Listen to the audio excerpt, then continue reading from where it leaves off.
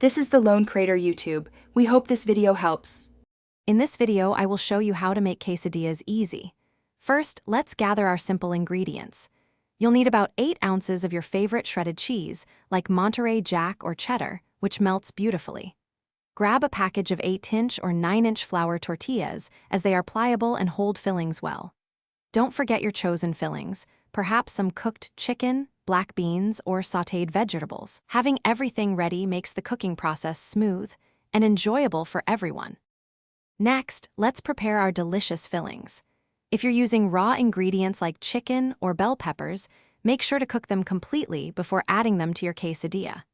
It's also important to drain any excess liquid from your fillings to prevent a soggy tortilla, which nobody wants.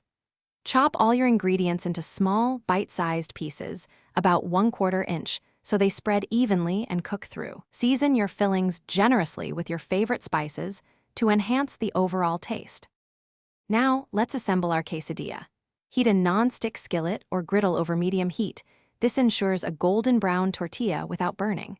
Place 1 flour tortilla flat in the warm pan. Sprinkle about 1/4 cup of shredded cheese evenly over the entire surface of the tortilla.